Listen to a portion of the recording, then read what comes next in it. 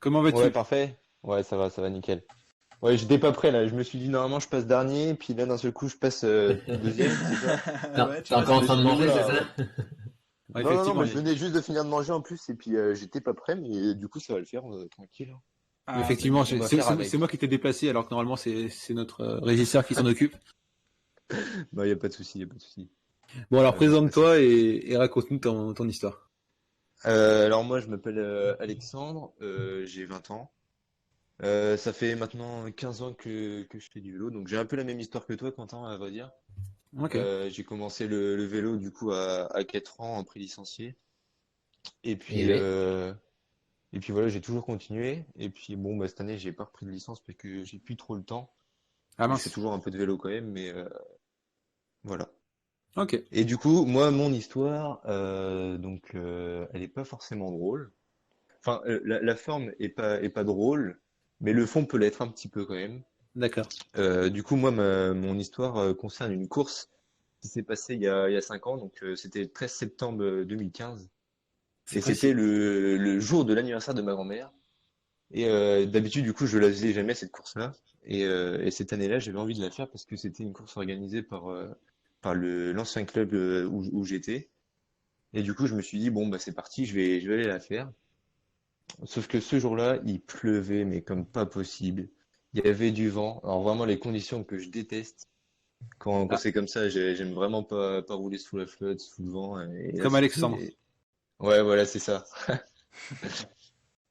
Mais du coup, j'ai dû faire avec. Et puis en fait, au milieu du parcours, il y avait une prime. Et il faut savoir que l'arrivée est dans un faux plat descendant. Et après, il y a un faux plat montant, mais on perd pas la vitesse, on garde toujours la vitesse. Et du coup, on est facile à 50 km heure. Et puis, ben, ça tombe juste devant moi. Et j'arrive pas à éviter le mec devant moi. Du coup, ben, j'arrive, je lui fonce dedans. Puis Oui. un petit soleil et je tombe sur le dos.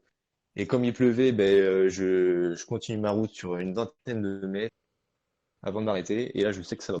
Je sais qu'il y a un truc qui va pas, que ça cloche. J'arrive pas à me relever, j'ai mal au dos. Donc là, je comprends que je suis blessé, quoi, que j'arrive pas à relever. Et il y avait un sapeur-pompier qui était présent sur les lieux. Du coup, il commence à me faire les premiers soins et il vérifie que si ma motricité est toujours bonne, si j'ai pas perdu conscience, etc. Ouais. Et puis, il décide de me relever. Avec le président, ils ont décidé de me relever quand même. Et, euh, et ils m'ont mis dans la voiture pour attendre les pompiers. Donc après, les pompiers sont venus, ils ont commencé à mettre donc le collet cervical, euh, tout ce qu'il faut pour m'emmener à l'hôpital. Donc une fois que j'arrive à l'hôpital, donc je reste bien une demi-heure tout seul. Donc en fait, on était deux à aller à l'hôpital. Parce qu'on était une bonne dizaine à être tombés, et puis on était plus que deux en fait à aller à l'hôpital.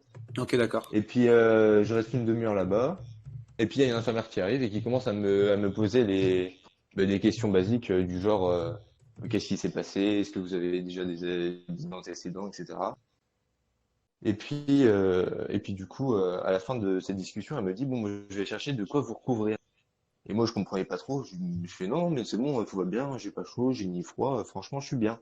Elle fait non, mais je peux pas vous laisser comme ça, il faut que j'aille chercher une couverture pour vous recouvrir. Du coup, à part, il y a mon collègue qui me regarde, je le regarde, et là, je fais mais qu'est-ce qui t'arrive? Il fait ah, beau petit cul, hein, beau petit cul. Et là, je comprends pas. Et là, je viens de tilter d'un coup, je me dis putain, Alexandre, ça fait 2 heures que t'as cul à l'air et que tout le monde te regarde. Tous les patients, ils passaient comme ça, ils me regardaient. Alors moi, je me disais, bon, ils me regardent pourquoi? Sûrement parce que je suis blessé et que voilà, je saigne un petit peu. Du coup, ils se sont dit, bah, qu'est-ce qui s'est passé et tout. Mais pas du tout, pas du tout. Ils étaient en train de regarder mon cul. Et il n'y en a pas un seul qui a osé me dire, par contre, on voit ton cul, alors si tu pourrais te déplacer un peu, s'il te plaît. Non, Bah, pas c'est un clair seul. que le pompier, il aurait pu enfin, directement faire quelque chose, tu Ouais, c'est vois. clair. Et même le Bah, président, c'est là, c'est bien ça le problème. C'est bien ça le problème. Du coup, j'étais un peu gêné sur le coup. Et puis bah, l'infirmière du coup elle revient, elle me donne la couverture, je fais ah bah merci, en fait heureusement que vous m'avez ramené une couverture parce que je savais pas. Elle fait bah oui bah, j'ai bien remarqué que vous le saviez pas. Et puis du coup bah mon collègue là il arrive et puis il lui dit devant elle oh bah moi ça me dérangeait pas, je trouvais qu'il avait un beau petit cul. Sauf que le problème c'est que elle l'a pris, bah, elle l'a vraiment pris puis elle a fait que de m'appeler comme ça pendant 5 jours. Donc en fait Et du pendant coup, 5 jours, ouais vas-y. bah, du coup, t'es resté 5 jours à l'hôpital. Ouais, parce que du coup, bah, j'ai eu mes résultats, donc j'avais 2 vertèbres de fracturées. Ouf. Ah, d'accord. Et du coup, bah, résultat, resté 4 mois dans un lit avec un corset, donc Ouh. sans bouger. Ah, C'était compliqué. Enfin, du coup, je l'ai un peu mal pris sur le coup. Et puis en fait, le médecin m'a dit que je m'en suis sorti parce que j'étais à 2 mm de la moelle épinière, donc Ouf. à 2 mm de rester paraplégique à vie, quoi. ah oui, Donc t'es chanceux, franchement, ça. ouais, voilà, c'est ça. Je me suis dit que j'étais chanceux et qu'il fallait que je continue ça, enfin que je continue à croire mes rêves et tout, et que je pouvais reprendre le vélo quand je voulais, alors que à 2 mm près, quoi, j'aurais pu rester Ouais, c'est longtemps clair. dans un fauteuil Et puis roulant. malgré ça, t'as quand même repris et t'as quand même retrouvé un niveau équivalent, même voire supérieur. Ouais, et ça, c'est Bah, beau. du coup, ouais, enfin, ça s'est pas vraiment passé comme ça n'a pas été super simple, quoi. Ah oui, non, ça Mais forcément, mais tu l'as fait quand même si c'était pas simple. ouais, voilà, et c'est pour ça que je voulais en venir à ça aussi, pour dire que faut toujours croire en ses rêves, toujours Ah, croire c'est en ses clair. objectifs, et c'est pas parce que t'as un accident que tu peux pas revenir plus fort, bien au contraire. Et justement, je vous raconterai à la fin là, parce que du coup, c'est pas la seule anecdote à l'hôpital, j'en ai 2 ou 3 autres. Ah mince. Et puis après, ouais, je vous raconterai aussi bah, du coup comment je suis revenu à mon niveau et ce que j'ai fait pour y revenir. Mais du coup, ouais, je reviens à l'hôpital. En fait, donc dès le premier soir, bah, je me retrouve du coup à l'hôpital et donc là, je pouvais vraiment pas du tout bouger parce que le corset, en fait, ils le font vraiment sur mesure en fonction de toi. Et bah, pendant 2 3 jours, tu bouges pas du tout du lit, tu peux vraiment à peine te tourner. Ouais. Et du coup, moi, il m'avait donné des tranquillisants, enfin, il m'avait donné des médicaments pour faire passer un peu la douleur. Et j'ai très très mal réagi à ces médicaments-là. Et du coup, ben, je me suis mis à vomir, à vomir.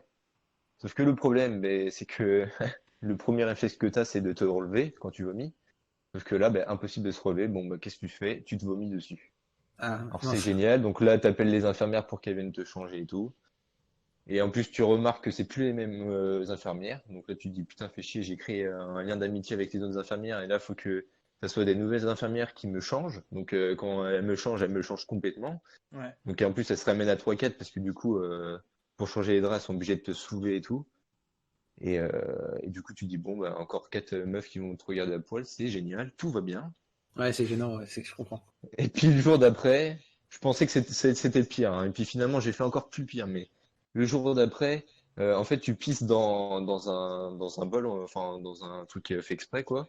Donc Ouais. 9 fois sur 10, ça se passe super bien. Sauf que la 10e fois, ça se passe super mal.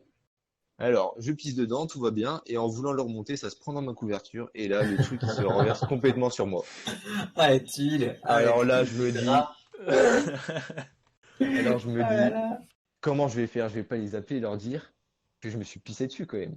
Parce que les appeler pour leur dire que tu t'es vomi dessus, c'est une chose, mais alors les appeler pour dire que tu t'es pissé dessus, c'en est une autre, hein. Ah, c'est clair. Alors Ouais. je les appelle, je leur dis, ouais, bon, je me suis fait pipi dessus, est-ce que vous pouvez venir me changer? Donc là, elles se ramènent et tout, bah, super drôle, elles étaient contentes de me changer apparemment. Et puis il y en avait 2 nouvelles, et puis il y en a une qui arrive qui fait, ah, mais c'est vrai que c'est quand même plus agréable de voir un cul sans poil. Je la regarde, La il y a gênance. une autre, il y a une autre infirmière qui la regarde qui fait, ah ouais, c'est vrai que moi, mon mari, il a des poils au cul et franchement, j'aime vraiment pas ça, hein. S'il y a bien un truc que je pourrais changer chez lui, c'est bien ça, hein. Parce que clairement, ses poils au cul, moi, je peux pas les blairer. Il y a pas que ça chez lui que j'aime pas, c'est son numéro. Son numéro aussi, il est vraiment nul à chier, mais alors ses poils, ça, j'aime pas ça. Et puis elles se sont mises à parler comme ça. Alors moi, j'étais au milieu, tu vois, elles étaient en train de me changer.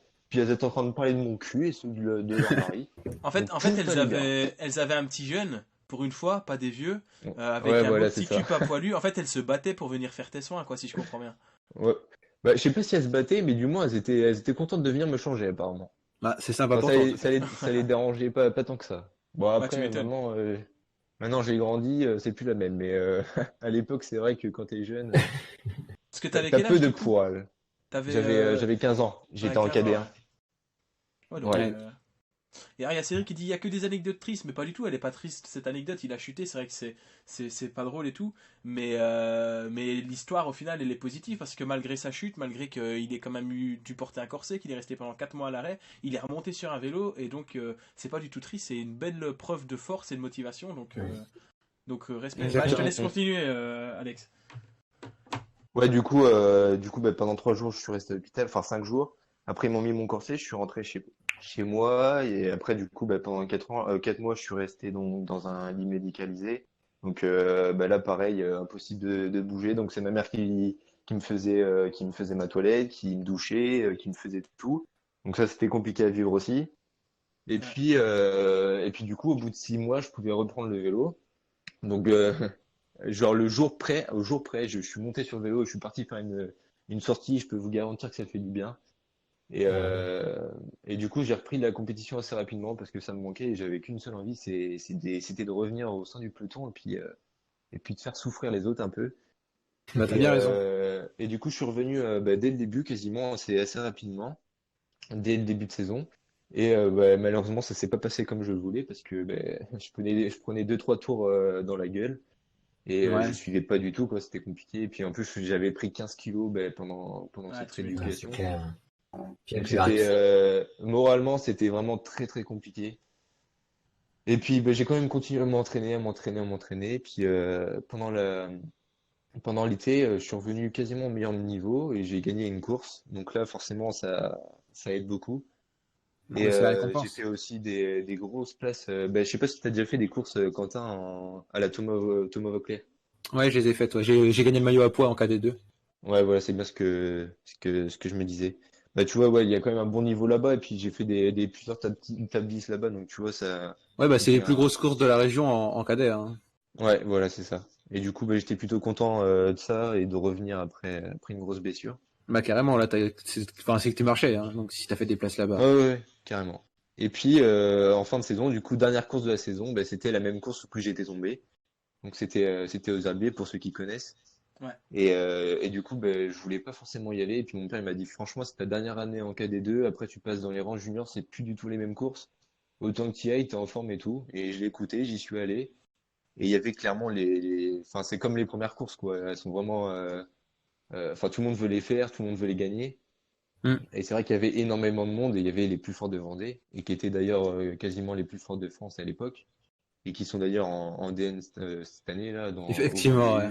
Vendée U, dans les grosses équipes. Et du coup, j'avais aucune, enfin, je comptais vraiment pas gagner là-bas. Et puis, ben, finalement, aux 3 quarts de la course, je pars dans une échappée et j'arrive ben, donc pour la victoire et je finis à un boyau du premier. Vraiment, il lance son sprint de 10 par an, je prends 3, 4 mètres dans la vue, puis je reviens petit à petit, puis je le saute sur la ligne, mais c'était pas suffisant. Du coup, je finis deuxième Ah, juste derrière lui. c'est dommage, mais Donc c'est quand même une super ouais, voilà, c'est victoire. ça. Ouais, c'est une Ouais, grosse voilà, victoire parce que c'était, faire deuxième après tout ce qui t'est arrivé, il y en a beaucoup qui ouais. seraient pas remontés sur un vélo. Bah, surtout sur la même course, quoi. Ouais. J'avais vraiment beaucoup d'appréhension parce que bon, retourner sur la même course où que tu avais chuté juste avant, enfin un an auparavant, c'est compliqué. Et finalement, ça s'est bien passé et franchement, je regrette pas du tout. Et voilà, je voulais passer ce soir pour dire que voilà, c'est pas parce que t'es blessé que tu peux pas revenir à ton meilleur niveau et que voilà, faut toujours rester motivé. C'est Bah, clair. Et c'est c'est un très beau beau. message. C'est un super message. Carrément, super leçon. Ouais, Et c'est pour ça que j'espère j'aime bien. le sport, c'est parce que justement, il y a toujours moyen de se battre et de donner le mieux, enfin, de faire du mieux qu'on peut. Donc, ton message est vraiment touchant et important. Et j'espère qu'il y a beaucoup de jeunes aujourd'hui qui sont sur ce live et qui entendront ça et que malgré le fait qu'ils se blessent ou qu'ils chutent ou alors pareil qu'ils soient malades ou ici avec le confinement,